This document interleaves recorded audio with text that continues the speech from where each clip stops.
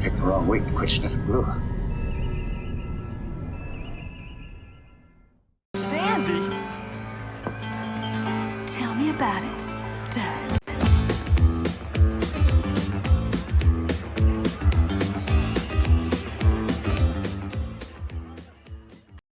Well, good morning. Welcome back. It is new model day, and yes, the rumors are true. We're working on Slutty Sandy this week. And the reason it got the name Slutty Sandy is a long and storied one, and I'll try to be brief as I recount it. This was something I was able to get from Robert Seitz. Robert Seitz last year at Wonderfest. Now, if any of you who have gone to Wonderfest, you might be familiar with the Sunday night buffet or the Sunday night banquet. Please don't go there for the food. What it is Sunday night after the show's over, most of the staff and a lot of the vendors and a few of us that, you want to buy a ticket for, it's available for anybody who wants to buy a ticket, really. It's set up in a ballroom, tables interspersed and out. There's a cash bar and what they generously call food on the side. And what it is, it's a chance for a lot of the people who put on the show who don't get a lot of opportunities to socialize with each other because they're busy running a booth or they're busy running the show, for them to kind of decompress and relax and let down their hair, those of them that still have any, those of us who still have any, let down their hair and enjoy themselves and talk about, how the show went, that kind of thing. And there's, usually some sort of dinner theater entertainment. And there's a raffle. And a raffle is usually some vendors will put up product that they had for sale, or artists who, if they have a print or two they want to put up for raffle, or the shows themselves, if there's like, show merch left over that they want to put up in the raffle, they'll do that. So when you buy your ticket, you go in, you get a raffle ticket as part of your admission. And last year, there was a vendor whose name I do not remember, and I will not try to find out because it's not exactly a flattering thing I'm going to say. They had a resin figure of Sandy, Olivia Newton-John's character, from Grease, and it is the moment at the end of the film where she struts out in her spandex pants and the leather jacket and does the least convincing slutty version of Sandy that you'll ever see. The Tell Me About It stud that you heard in the opening. And so that they had a resin kit of that figure. And they had, I would say, a surplus. We'll just say a surplus of those left over at the end of the show. And they had brought maybe 10, maybe a dozen that they had brought up to put in the auction. And anybody who has 10 of a kit, a resin kit left over at the end of Wonderfest, they were not there because they were selling like hotcakes, shall we say. So that kind of got to be the white elephant in the raffle.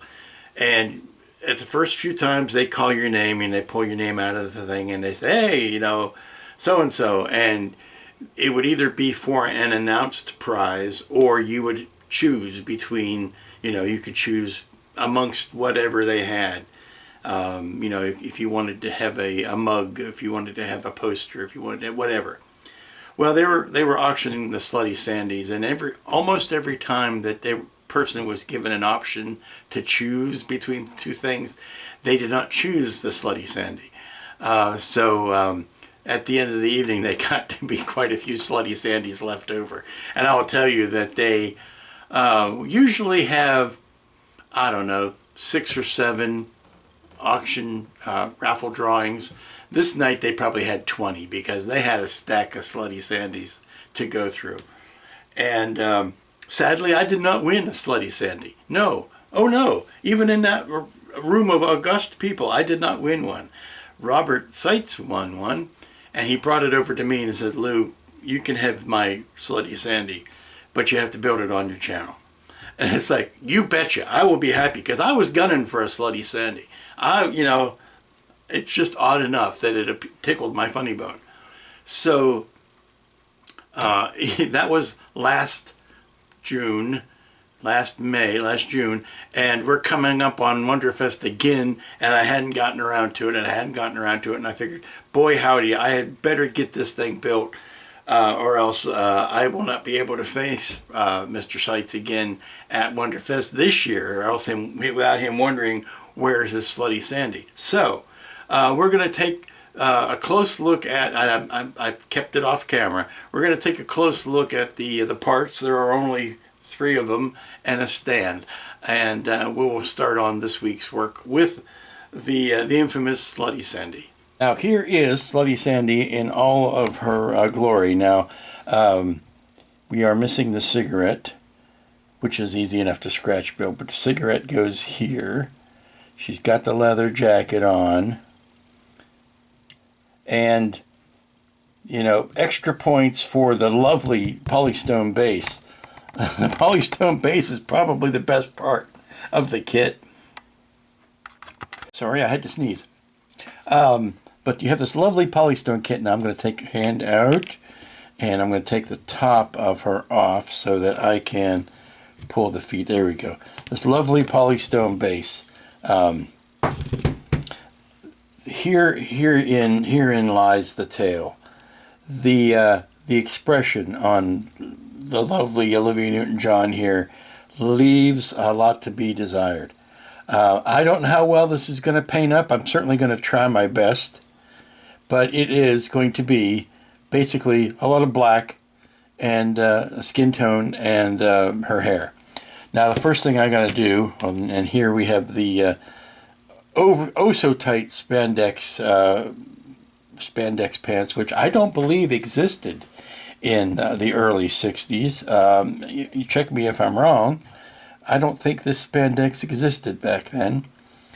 And then we have the open-toed shoes, which are always, and open-toed high heels, which are, you know, always recommended if you are going to a sidewalk carnival and are going to be walking in the grass and the gravel and all of that.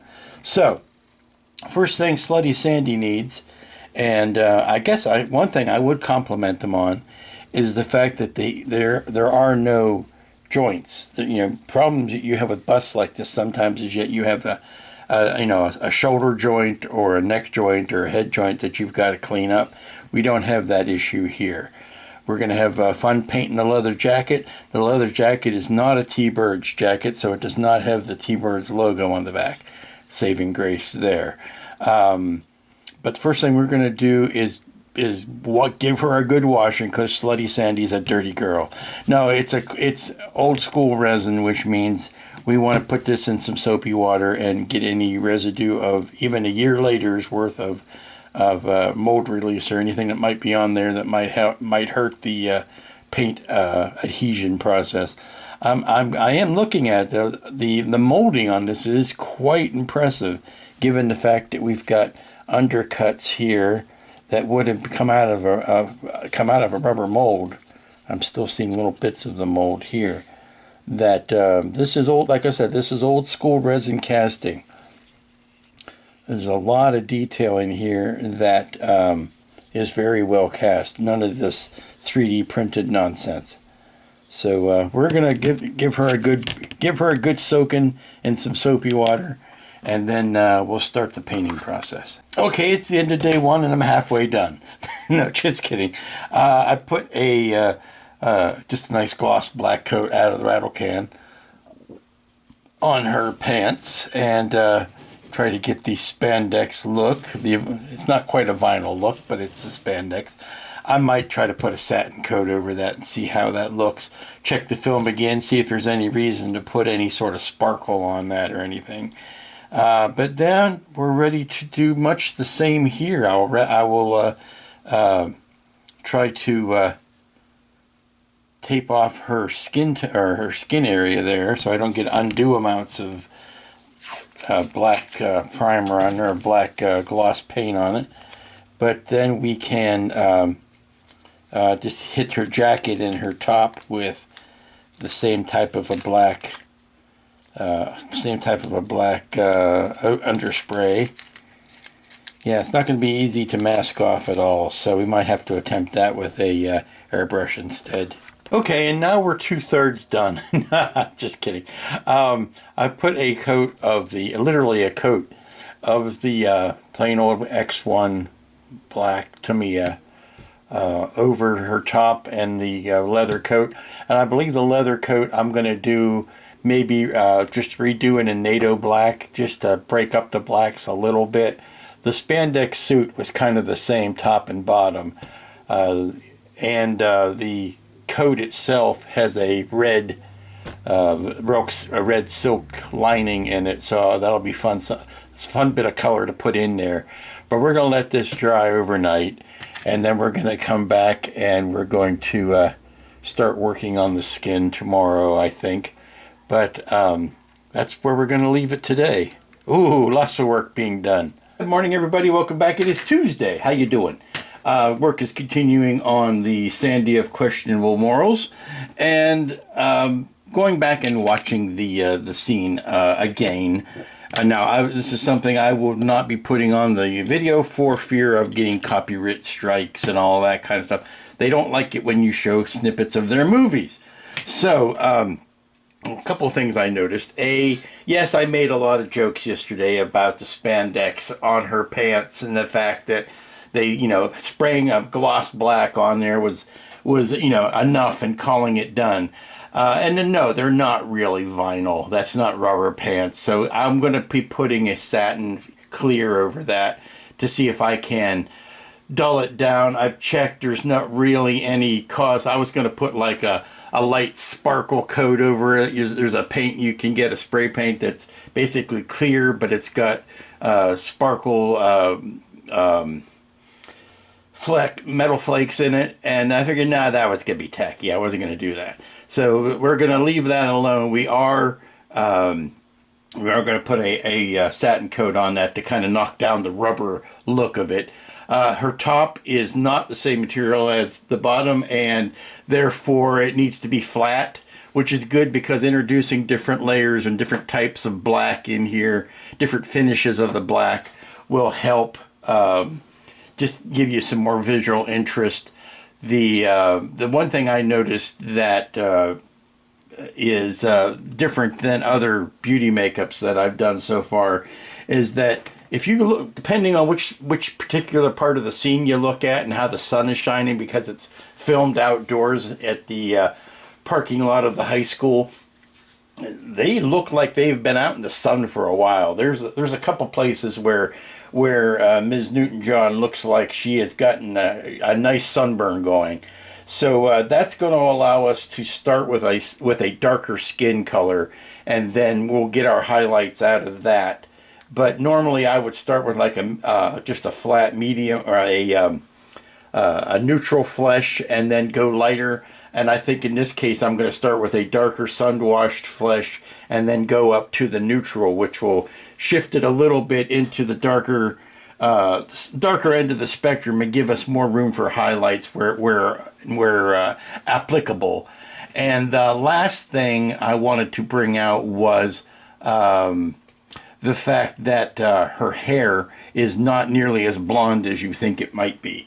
It is actually, her natural sandy blonde, no pun intended, sandy blonde with some blonde highlights, and that's going to make more interest than if you were to start off with your stereotypical blonde and then try to work in highlights from that. So I've taken the color that I started with, which was skeleton bone. That was the base color, and then I put a wash of black and brown over top of it, and then I can try brush in the highlights. But I think that's given us a good approximation of her skin color. And then it comes down to the makeup. Now the makeup, what can you say about her makeup in this scene? It's a delicate walk between a beauty makeup and drag queen makeup, and using your own in-universe explanation. Yes, I know she was made up by very talented Paramount Studios makeup design people and makeup application people, and she does look gorgeous throughout the entire movie. In this particular instance, though, it's a little bit overdone. And it's overdone, I think, for comedic purpose and done intentionally. And you have to imagine the in-universe explanation for it is that it was done by her friend who was the beauty school dropout. So it's going to be a little bit overdone, which is my excuse that I'm going to use for, if for some reason it comes out looking a little too drag queeny, then my excuse is going to be, I'm a beauty school dropout, and that's why. Also, this is a deficiency in the model itself. I will tell you, it is not very stable on these pins, even though you push them down in. The way it's weighted is not great. I don't know if it's... I just have to be very careful on it. This polystone is an excellent base, but the holes, I think, are drilled a little too wide for it. You kind of have to bring her leg out to stick the peg in, and over time it wants to work itself back out, so get to be careful about that. So I've put a base color of the suntan flesh on. We're going to let that dry. I've kind of whited in her eyes. We're going to let that dry. Then we're going to I think what I can do now is take the see, this is still not glued in, is to take the legs out and put that satin coat over it. Then that will allow us to work in the feet and the shoes. Now the shoes I'm going to have to do some more detail work on. I got to tell you, whoever sculpted this gave her some ugly Flintstone toes. Not delicate pretty girl toes. These are some Flintstone toes. So I'm going to try to disguise them as I can. But yeah, let's give these pants a satin coat and see if that doesn't minimize some of the rubberness of them. Okay, so I've brought the pants. I brought the pants back in after giving them an initial satin coating with the clear crayon rattle can. I don't know that I might not want to do another one. It's still looking kind of glossy. Maybe even a flat coat would be justified there, because the flat coat sprays still end up giving you a little bit of a sheen. They aren't completely dull flat, but it is still looking kind of vinyl-y, kind of rubbery pants. So we may let this dry and see how that's going to look. I was kind of concerned that if I put on too heavy of a coat, that I might get some reaction between the clear and the gloss black paint. I might get some elephant skinning or something like that, and I didn't want that to risk happening, so I went light with the paint, and maybe I need to try either another coat slightly heavier or a flat base coat. But we'll let that sit, and I'll come back to it in a while. While I'm waiting for that to resolve itself, I can work on her hair a little bit more. I want to make sure that I've got all of the roots darkened as much as I want to darken them before I start doing any dry brushing over the top. Once I start dry brushing, I don't want to go back in with any more washes. So I could see a couple of spots where I didn't quite get the dark wash all the way in, and I just want to take care of those, and then we could start. I like what's happening here. I did a regular brush, not airbrush, just a flat brushing of the Game Color Black here, and you can see the difference between the shine of the leather jacket and her top, which should be flatter.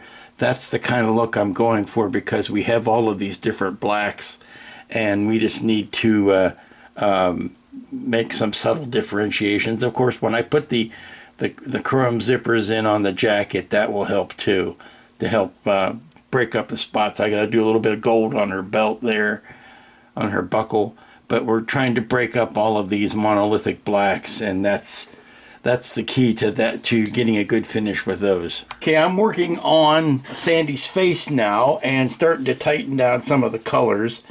And again, like I've said before, if it's in the sculpt, it really helps. And what's happening that's helping me in this sculpt is that the eyelashes or the eyelid portions are very pronounced, maybe a little bit too pronounced, but it is making it very easy to get paint on the eyelashes upper and lower. I'm going to go check the some stills in the video again to see how much eye makeup she actually has and what color it might be. This is actually, I mean, from certain poses, this is actually a pretty good likeness. I can definitely see Sandy in here in some instances. So, I mean, yeah, maybe the cheeks are a little hollow. Maybe, you know, maybe that's it. But, and I'm going to have her looking up and to her right. So her eyes are going to be up here, pointing in this direction. So that might be the next step, is to go ahead, and she's got brilliant blue eyes. So that's going to be fun, getting that color right. And, well, not brilliant. I mean, not sparkling blue eyes, but pale blue eyes. Something different. We've been painting a lot of brown eyes and greenish hazel eyes lately, so getting a blue eye in there is going to be nice. And then, I also did a dry brushing back on the hair to get that back into the right spectrum. I've done her lipstick. The lipstick is coming out a little pink. Maybe I need to red that up a little bit just to take that into the redder side of the spectrum. It's coming out a little pink, but I want to check her eye makeup just to see if there's any blue or any violet in there. Okay, this should help you with with my reference on here. Yes, she's got the pink nail, or the red nail polish, the red lips, a little bit of red under the cheek there, and it looks like some blue very lightly put in here, but her eyebrows are rather sharp. I've got the hair where I like it. I got to put that cigarette in, of course, but that's giving me, and look at those blue eyes. Oh, don't it make you melt? But you could see where I just need to do a little bit in the hollow of the cheek and a little pale bluish around the eyes. Okay, I think I've worked it to the point where I need to walk away for a bit. I did some significant work on her eyes. I got the blue in. Starting to play with the final blending on the flesh tones. Yeah, I haven't put her pupils in yet. That's why she's got the big blue eyes. But between that and the really, really stark contrast between the blacks and then the skin tones against it, it's quite the hard balance to try to pull off. So we're going to let that sit. I think I'm in danger of overworking some of the shadows on her face. So I'm getting it too of a dry brush texture and not enough smooth. I don't know whether I need to, when I'm done, just give it the lightest bit of an airbrush finish to it, just to lighten up the, or even out the skin tones. I noticed that in the last couple of face paintings that I did, is that they kind of end up looking like characters out of the Clone Wars type of thing, where the skin colors look very, very painted on and not very natural. So I'm still trying to find the best balance on the blacks, as far as getting some flats and some semi-glosses in there. I like the way the flat of the inside of the leather collar is working. I might bring that down a little bit more. I like this flat here. These flaps on the top of her top should also be that same flat color, but for some reason, even though I've painted it with the same paint at the same time and everything else, the way the light is hitting it, it is not as flat. So I might have to artificially flatten that by putting just some regular old flat black over it. But yeah, it's there are some things that I'm very happy with. Some things I could see need a lot more work, and we'll continue this on. Okay, so we're closing down after a day of work on Sandy. I got a lot done today. I'm going to try to space this out. It's only Tuesday, for heaven's sake. But I was just doing a little bit of brushing on the base there. I thought it had more of a sandy, no pun intended, I thought it had more of a gravel texture to it. It doesn't. There seems to be some grass and some straw there. So I decided to go with a greener grassy patch and then to do a gravel patch. And I did notice once I got some color on the polystone that there is an indent for her heel there. So that does tell us which way around the legs are supposed to go in here, because it's supposed to sink in like that. Forgive the messiness around her toes, but that was the other thing we did. I put some gold on her shoes. I've got to paint in that demarcation between her heel and the top of the shoe. I think I'll do that before I close out today. Get that done. And then everything else that I've done today has been on or in service to the top half. I think we are very, very good and far down the road on that. I touched up the belt to put some gloss on the belt. I did the zippers. I'm not happy with her hands yet, but I did put that in place to show how that was looking. The eyes, I still need to do the pupils. I have not done that part. And I may touch something on that blue color. I think her eyes are a little bit too bright of a blue there. I might want to dull that down just a little bit before I put the pupils in. But yeah, we're definitely circling. We are, which is basically how I work. Some people will take one aspect of a model and work it from beginning to completion. And, God love you if you can do that. My tendency is to start and kind of rough in the colors and then refine and then refine and then refine.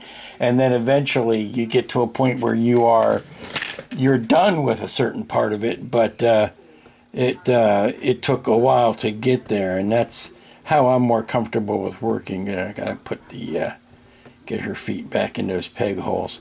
But yeah, I think we're going to do one last pass on her feet to get those shoes better indicated, and then we'll hang it up for today. Good morning, everybody. How you doing? It's Wednesday. I did the thing that I usually caution people not to do, and that is go for more references, because I'm generally of the opinion that if you find a reference that you like and you can trace its authenticity, then you should just do that, stick with it, go with that reference, and not stress yourself out about, well, in this scene it looks blue, in this scene it looks purple, in this scene it looks gray.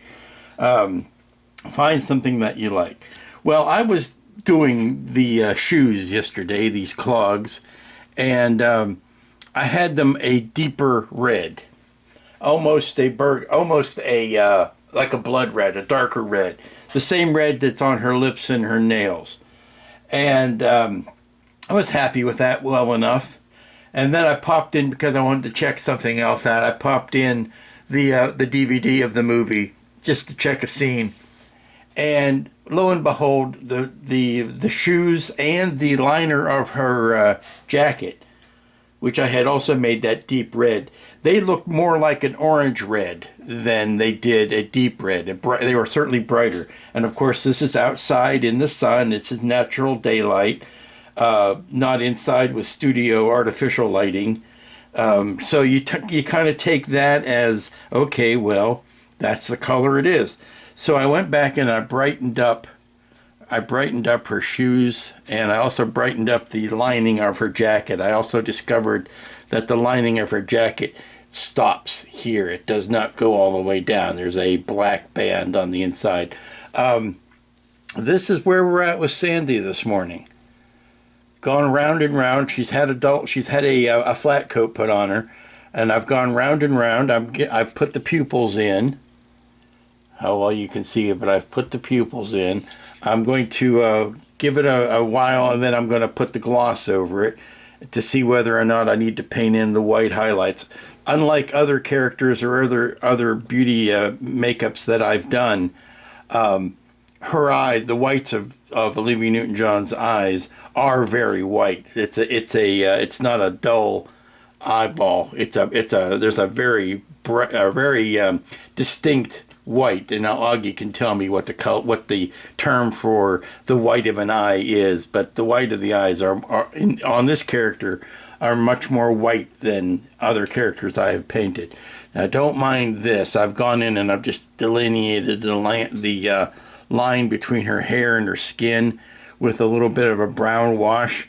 I'm going to go back in with this wheat color, this what was I using? I believe I was using Mummy's Robes, or I was using probably this Banshee Brown, maybe, to use for the highlights of the sandy blonde. I keep making the joke about sandy blonde, but she is a sandy blonde, to do the highlighting.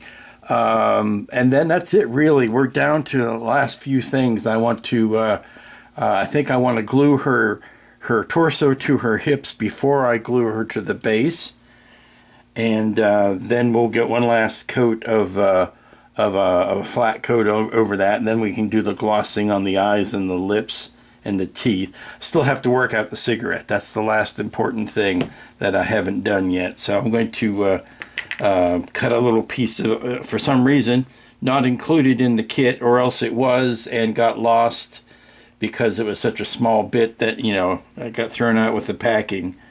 But I'm going to cut a small piece of just some tube styrene or rod styrene that is that size, and use that, since it would be a cleaner thing than anything that you would have cast in resin. Just going to do a little bit more in the highlighting of her hair. Kind of bring some of that back out. I think that Mummy's Robes is too white. I need something that's yellower, blonder. There you go. That's the color I'm looking for.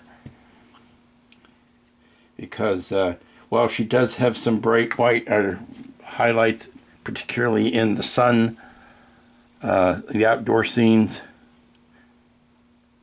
I wanted to go ahead and put some of these back in.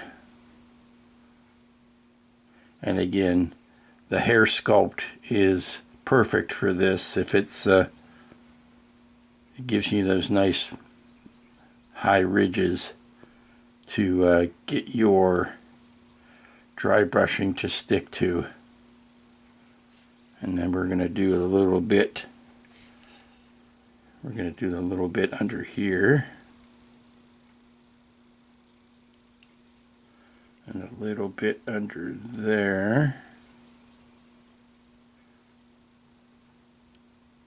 And we are mostly done now. This is Wednesday, and I fully intended on this not taking the full week, because I am working on the Spruverse Challenge at the same time, and I wanted to, if I did nothing but the Spruverse Challenge, I would have no content for this weekend. I wanted to have something to put up. And again, this takes next to no shelf space. So we hit the best of both worlds there. Okay, file this under things you didn't know. Or maybe you knew, but I didn't know. Things you learned while researching a project. First I started the question with, what year did the movie Grease take place in? What year was it supposed to be? And the internet told me, and I have to believe it because it's the internet and they never lie. This says that it takes place, Rydell High School, in the school year 1958 to 1959, which makes perfect sense. You go by the age of the cars and things like that, and it gives you the cultural references. They mention President Eisenhower and Vice President Nixon. So it's 58, 59. So the next question is, well, what year did spandex come out? Because Sandy is wearing she's rocking some spandex pants at the end of this movie. Well, we didn't know this, but Sandy was a bit of a trendsetter, because spandex was introduced in 1958, the same year. Now, it wasn't widely popular until the early 60s, but it did exist. So you got to say, okay, well, in some corner of the world, it's possible that Sandy had a pair of spandex pants in 1958. The reason I was really doing all this was because I was curious as to whether or not Sandy would have been smoking a filtered cigarette, because she clearly was in the movie. Did they have filtered cigarettes back then? And I guess, and the answer is yes, of course. They had filtered cigarettes long before that, although, again, it was the late 50s before it became popular to smoke a filtered cigarette. And Sandy, being health conscious, I'm sure this might even have been her first cigarette. She had a filter on it. So I need to make sure that when I paint that, I paint a filter on it. So the things you know, the things you learn. Now, of course, we still all are well aware of the fact that none of the actors in the movie were anywhere near high school age when they did the movie. It's become a running joke that how old some of the characters, how old some of the actors were in the movie. And you go back and you look at other problematic things that happen in the movie that might not fly these days. And I think the most notable instance of it is not the obvious ones you're thinking about. It is the really icky subplot with the bandstand host and one of the pink ladies, who would have been, 16, 17, supposedly, back then, and he would have been in his 30s. Yeah, that's a little bit more icky than whether or not Sandy's got a filtered cigarette. But again, the things you go through and the things you learn. So, we're not just a model painting channel here. We're trying to educate you as well. So take that grain of wisdom with you. I am ready. Speaking of which, I found a bit of styrene rod that I think is the right scale for the cigarette. So I'm going to put a dollop of, and it's already white, so I don't have to worry about trying to paint it. Put a little dollop of glue on there and pop that into our fingertips, and then we'll be ready to get the epoxy out, because we need to epoxy her torso to her hips, and then we'll be ready for final touches. Okay, something's bugging me. I've got her torso glued onto her hips. She's all in one piece. I've got the cigarette in her hand, and I stood her on the stand, and I stepped back, and looked at her, just took a critical look, and I went, does she look like her one eye is not looking in the same direction as the other eye? It works in different poses and from different angles. I'm trying to do this on camera. From that angle, we're fine. From that angle, we're fine. But when you look straight on, and I don't know whether this is in the Sculpt or what, but when you look straight on, it looks like this eye is a little bit cockeyed. She's looking a little bit. There's more white on this side of the eye than there is on the same side of the other eye. And again, I'm going to learn to keep this in camera. And so, on some poses and some angles, it's perfectly fine. But just looking at it from across the room and on the stand, when I look at it, it looks like her right eye is a little bit wall-eyed. She's looking just a little bit off to the side on just this eye here. Because if I go like this, we're fine. And if we go like that, we're fine. And I think it's because I've got, it's only Wednesday. I've got plenty of time. I think I'm going to try to fix that eye. I think of the two of them, of either of the eyes, I like her left eye better. So her right eye, I think I can take another crack at. Okay, she looks a bit like either a Terminator or a bionic woman here. But what I basically did was take an X-Acto knife and scrape the paint out of her eye. I had so many layers of paint built up that I didn't want to lay another one on top of it. It's easier just to go back to the raw resin and start it from scratch. So I was able to get in just the, again, because of the Sculpt, I was able to get in there and pull out just the paint and leave everything else, leave her eye makeup and everything else alone. So now I'm going to start again by laying in a new coat, or a new layer of the Vallejo Model Color White Gray. That's what I used for her eye. And then we'll let that dry and then redraw the pupil, or redraw the iris and then the pupil. Okay, so inevitably you can't leave one alone. I painted in the right eye again, and then I went back and I took off the, or brightened up the left eye, took off the pupil so that I can redirect both of them. And I think we're starting from a healthier place now. And I will just pop the pupils in after I've taken a long break and then come back to it. Because I'm trying to avoid stepping on my own self and getting out of the way and coming back after it has had a chance to settle and the paint to dry and all of those good things. But I think we're circling, if not the drain, we're circling the finish line. I am getting a slight Sarah Michelle Gellar vibe out of this, a slight Buffy vibe out of what should be Olivia Newton-John. So I am carefully reconsidering. Actually, I'm getting a bit of a Rosanna Arquette vibe out of it too, because of the way the mouth and the teeth are. But that's what's in the Sculpt. I can't, not going to go back and reinvent the wheel. Looks like different actresses from different angles. But now's the time to step away and come back and look at it more critically later.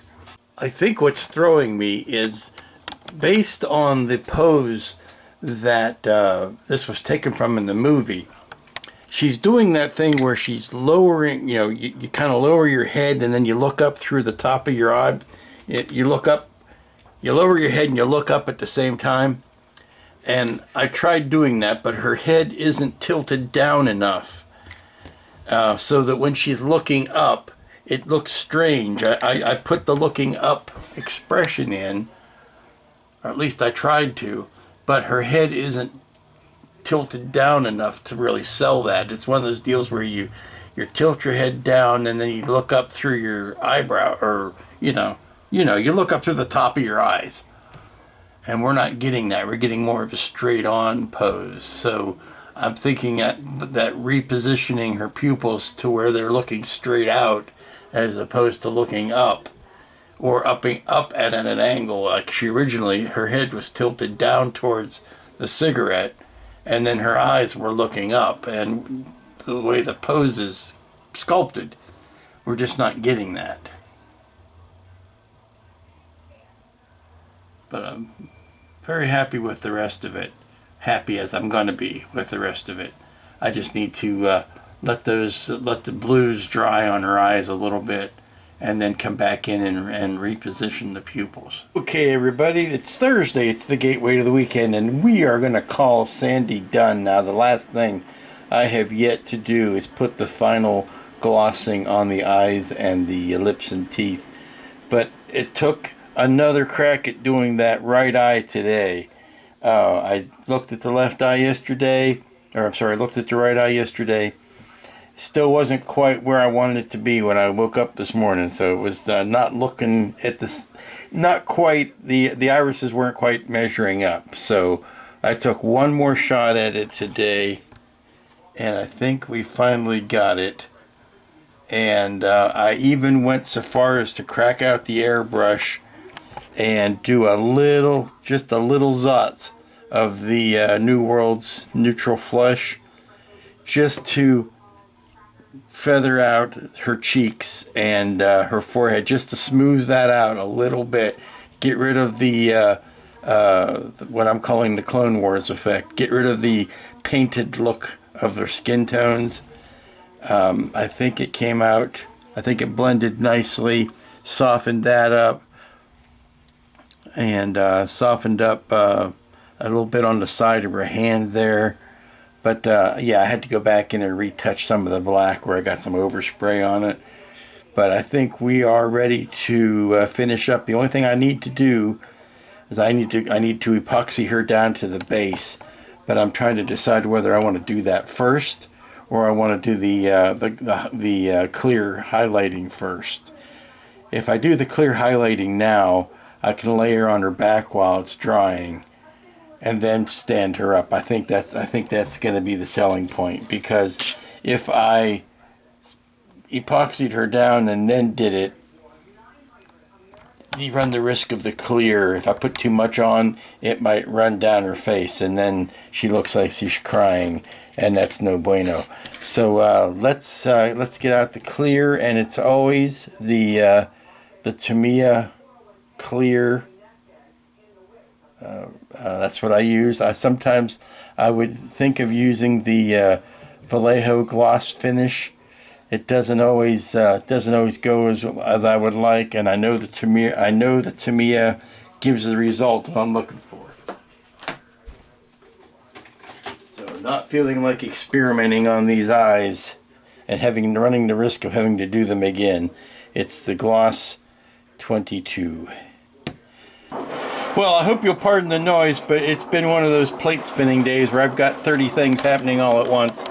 I've got the gloss coat on Sandy's eyes and her lips and her fingernails and toenails, and we're ready to attach her to the base. And as I had hoped, I don't need to paint in the white highlight on her eye, because these eyes are so big that they're catching the natural highlight if you put that gloss on there. I also did something that I am putting in the books under the category of yes, he can be taught, and that is to go ahead and put the velvet or the felt under the base now, rather than wait till I've got her on that and then make it much more difficult to put it on. So I actually stuck it on now in advance, so I can learn a lesson.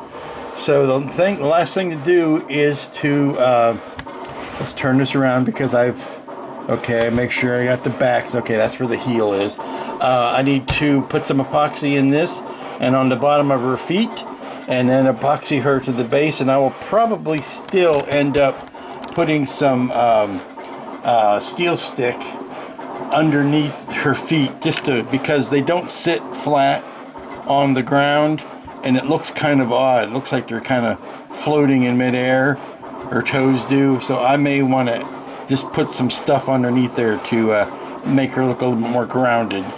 But let's quickly mix up a little bit of epoxy and get on with this last bit. Alrighty, the epoxy is on and she's down on the base, and you can see what I was saying about her kind of hovering above the ground there.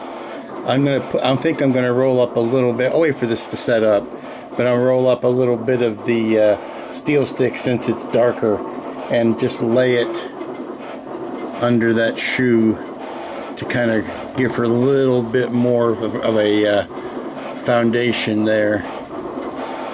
Maybe some on this other one here, but mostly on her right foot. But that's the last of it. Okay, here we go. It's Friday, the last work day of the week. Well, technically yesterday was the last work day on Sandy, because she was finished yesterday afternoon. I did a little bit of touch up on the JB Weld. I'm sorry, not the JB Weld. It was the it was the steel stick made by JB Weld. That's right, that stuff right there. But I packed in it around the toes, and then I've camouflaged it with a little bit more of the green paint. But now she looks like she's on a more solid footing. And that was accomplished yesterday. I did the final glossing on the eyes and the lips, and I'm ready to call Sandy done. And for better or for worse, there she is.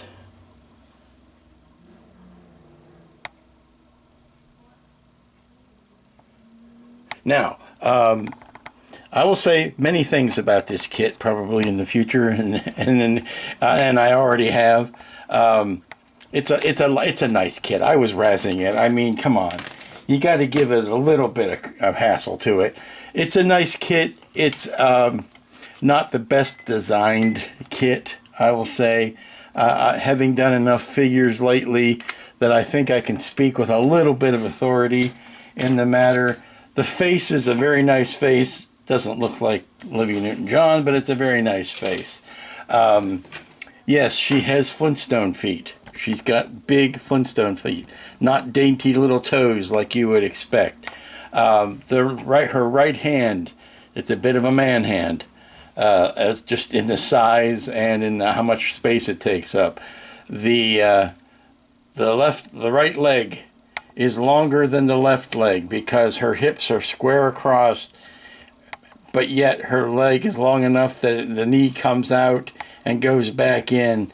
And if you were to straighten both of those out, you would find that the right leg is probably half an inch longer than the left leg. And probably the most noticeable thing is how tall-waisted she is, from what I would delicately call the inseam up to where her belly button would be is very, very long. And that's probably, I mean, other than the pose that I mentioned earlier in the week about her head needing to be cocked down a little bit more so that she could be looking up. Other than that, everything else is just fine. Now, and they're missing a bit of detail on the back of the spandex pants, but that's just a sculpting thing. Luckily, we didn't have to try to paint the T-Bird logo in. But yeah, and with one last look of the glint in her eye, once you catch the light, the highlight lands just right where you'd expect it to. But as I said, that between her nose and her mouth, she looks a bit more like Rosanna Arquette, and cross between that and Morgan Fairchild, maybe. For some of you oldsters out there who might appreciate who Morgan Fairchild is, than Olivia Newton-John. But that is the quote unquote slutty Sandy. And that's going to bring us to the end of this quickie build. I did do. I'm going to be reading off the screen back here because it is one of the more popular things known about the movie Grease is exactly how old the actors were in the movie who were portraying 17-year-olds. Yes, I know it's hard. It was hard in 1978 to find that many 17-year-olds that could hold down a movie. Yes, I know John Travolta was a big name back then, or he was getting to be a big name. He had just done Saturday Night Fever, come off of Welcome Back, Kotter into Saturday Night Fever, and then back into Grease. But here, I did some research, and I wanted you to know these facts. John Travolta was 23 years old playing a 17-year-old. Olivia Newton-John was 29 years old playing a 17-year-old. And that was the thing that kind of surprised me, is that she was 6 years older than John Travolta. Certainly played it a lot younger. Stockard Channing, this is the example everybody gives. Stockard Channing was 33 years old playing a 17-year-old. She was playing someone half her age in Grease. And don't tell me, I know Rizzo is a wonderful role. I don't remember exactly who did it on Broadway, but you can't tell me they couldn't have found somebody younger than 33 years old to play Rizzo. Jeff Conaway, Kaniki, was 26 years old, so he was the same age. Dee Dee Conn was 26. She played Frenchie, the one with the pink hair. The one everybody thinks of is Michael Tucci. He was 31 years old. The guy had the permanent 5 o'clock shadow, looked like he was in his 50s. He was one of the T-Birds. He was 33 years old, but he was, those good Mediterranean genes that give you a heavy a heavy beard at age 17. Diana Manoff was 21, probably one of the youngest. Kelly Ward, who played Patty Simcox, 20. Probably, and she played the studgiest, the stuffiest of characters, and she was the youngest actress. Dennis Stewart, 30 years old. Annette Charles, 29 years old. And then, of course, you go into the older cast, the Eve Arden and Sid Caesar and the like, but they were supposed to be playing older characters. But it was always a bone of contention. It's like, it's kind of like the the place we're at right now in Stranger Things, it's like by the time they end up doing that 5th season, those kids are going to be in college.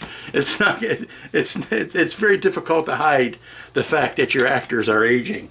So I have to give them props for going for probably the most talented people they could get, and not necessarily the most age appropriate. And the fact that they were all that much older kind of made them compatriots to each other, or what's the word? I'll think of it later. They were all the same age as each other, so it's like they just grow them very old in Rydell. In California, the sun ages you. What can you say? And I think that's and yes, Rydell, for all of its